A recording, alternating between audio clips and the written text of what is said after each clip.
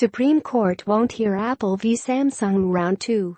The colossal courtroom clash between Apple and Samsung over patents won't be making a second appearance at the Supreme Court.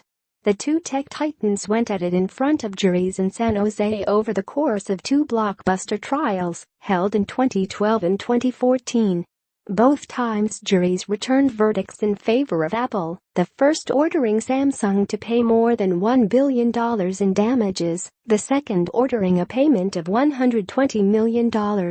News today concerns the second verdict.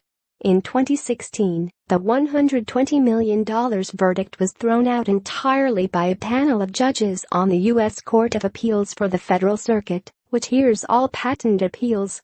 The judges said that patents on Apple features like smartphone autocorrect and slide to unlock were invalid in light of prior art.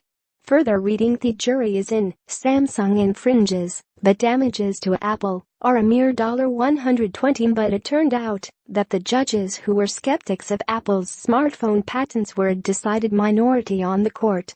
The full Federal Circuit Court decided to take up the case en banc, and when it was reheard, Apple was victorious on an 8-3 vote. That got Apple its $120 million verdict back. Samsung asked the U.S. Supreme Court to be the final arbiter on the matter, just as it was for the first litigation. Today, the High Court denied Samsung's petition without comment. That means the Korean company is seemingly at the end of its long legal road and will need to pay out the $120 million. The infringed patents in this case include U.S. Patent Nos. 8,046,721, slide to unlock, 8,074,172, word correction, and 5,946,647, quick links.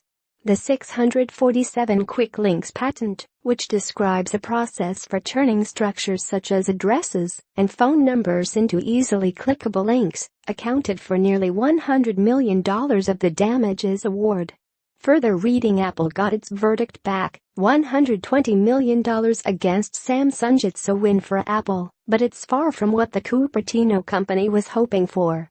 Apple lawyers had sought more than $2 billion in damages at the second trial, making the jury's award was around 5% of what was asked for.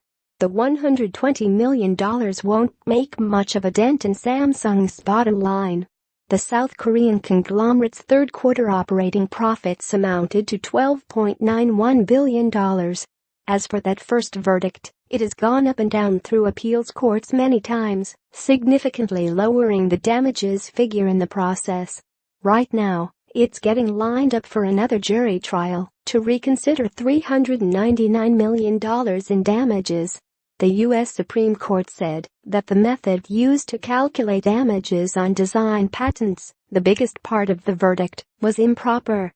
The first trial accused a wide range of Samsung phones of infringing iPhone patents, including the Galaxy S and Galaxy S2. The second trial made allegations against a newer range of Samsung products, including the Galaxy 3 Note 2 Stratosphere and Galaxy